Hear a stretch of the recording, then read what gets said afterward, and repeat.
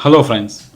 आज हम जो बात करने वाले हैं वो स्पेशली बात करेंगे visitor visa regarding. Last time मैंने बात किया था यूएसए के रिगार्डिंग, और इस बार हम जो बात करने वाले हैं वो है कनाडा विजिटर वीज़ा। ठीक है, ओके। अभी यूएसए और कनाडा दोनों बहुत ही डिफरेंट प्रोसेस हैं। कनाडा में सबसे पहले तो आप सबको जैसे मालूम ही होगा कि ड्रॉप बॉक्स वीज़ा रहता है, जिसमें आपको एक पेपर एप्लीकेशन या फिर अब आप ऑनलाइन भी अप्लाई कर सकते हैं, वो आपको करना रहता है। ओके, अभी मेन चीज़ पॉइंट आउट हम लोग क्या करेंगे for the Canada visitor visa के लिए। ठीक है, सबसे पहली चीज़ तो आप दो तरीके से अप्लाई कर सकते हो। एक तो आप किसी अपने रिलेटिव से, किसी फ्रेंड से, किसी पहचान वाले से आप मिलने जा रहे हो। सेकंड होता है कि जिसके अंदर आप एज एन टूरिस्ट, यानी कि आपने कोई टूर लिया हुआ है और आप एज एन टूरिस्ट वहाँ पे जा रहे हो। अब ये दो चीज़ें रहती है इसमें। ओके, तो फर्स्ट थिंग, अगर आपको कोई स्पॉन्सर कर रहा है, आपको कोई इनवाइट कर रहा है, आपको वहाँ पे कोई बुला रहा है जो आपका रिलेटिव है, ठीक है। अगर रिलेटिव है तो सबसे पहली चीज़, आपका और उसका रिलेशन क्या है, उसको आप किस तरह से प्रूव कर सकते हैं, ये चीज़ बहुत ही मायने रखती है। तो एक तो आपका रिलेशनशिप का प्रूफ आपको रखना पड़ेगा। सेकंड आएगा सबसे बड़ी बात जो है, आपका फाइनेंस क्या है, आपके पास फंड्स क्या है। क्योंकि सबसे पहली बात है कि अगर आप एज एन टूरिस्टर जा रहे हो, आप वहाँ पे घूमने के लिए जा रहे हो, आप वहाँ पे पैसा खर्च करने के लिए जा रहे हो, तो गवर्नमेंट देखेगी कि आपके पास इतना पैसा है कि जिसमें से आप टूर के लिए कनाडा जाके उस पर खर्च कर पाए। ठीक है, तो आपका फंड्स बहुत ही मायने रखता है। डिपेंड्स आप कितने बंदे जा रहे हो उसके ऊपर आपका फंड्स डिपेंड करता है। ठीक है, ये सेकंड हो गया। Third thing, quick arrange fund नहीं चाहिए, वो पुराना होना चाहिए। एटलीस्ट अगर 2 या 3 महीने पुराना होता है तो it's better. Okay, third thing, आपका फैमिली टाइप दोनों तरफ से। जैसे कि मैंने पहले ही बताया कि अगर आपको कोई स्पॉन्सर कर रहा है जो आपका फैमिली मेम्बर है, तो उसके साथ आपका रिलेशन क्या है, आपका फैमिली टाइप क्या है। दूसरा, आप अपनी होम कंट्री में वापस कब, कैसे और क्यों आओगे। They need a solid reason कि आप रिटर्न क्यों आओगे।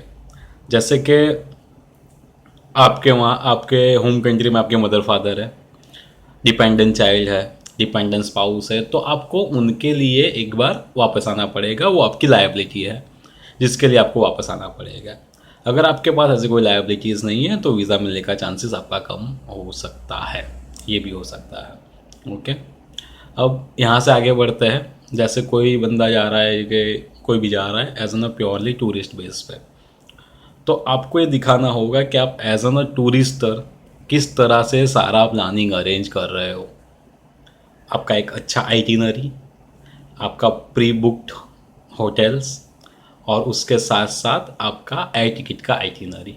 ये तीन मेन चीज़ें हैं जब आप एज एन टूरिस्टर अप्लाई कर रहे हो। ठीक है, मेन चीज़ अगर आप ग्रुप में अप्लाई कर रहे हो अच्छी बात है।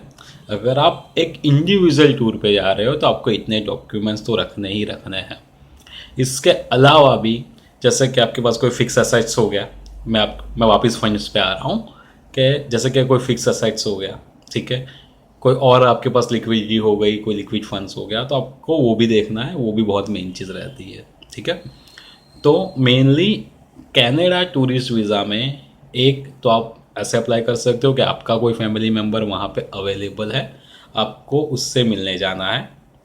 आप एक प्योर टूरिस्टर हो, एक टूर लेके जा रहे हो। ठीक है, ये दोनों चीज़ें हो गई।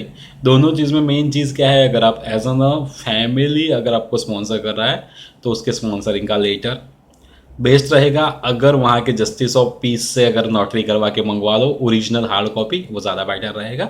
अदरवाइज स्कैन कॉपी भी हम लोग रख सकते हैं। और उसके साथ साथ वो बंदा वहाँ पे क्या कर रहा है, उसका फाइनेंशियल बैकग्राउंड क्या है। अगर आप जाओगे वो आपको अफोर्ड कर पाएगा या नहीं कर पाएगा, आपको अकोमोडेशन प्रोवाइड कर पाएगा, अगर नहीं कर पा रहा है तो आप अकोमोडेशन कैसे मैनेज कर रहे हो। ये सारी की सारी चीज़ें बहुत ही ज़्यादा इंपॉर्टेंट रहती है।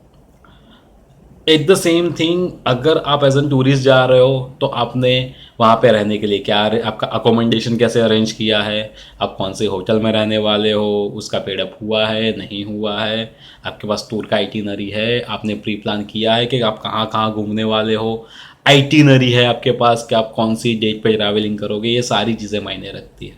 ठीक है, तो होप अगर आप जब भी next time Canada visitor visa के लिए अप्लाई कर रहे हो तो आपके लिए ये बहुत ही इम्पोर्टेंट रहेगा कि आप इतनी इतनी चीज़ों को बहुत ही ध्यान से उस पर वर्कआउट करें।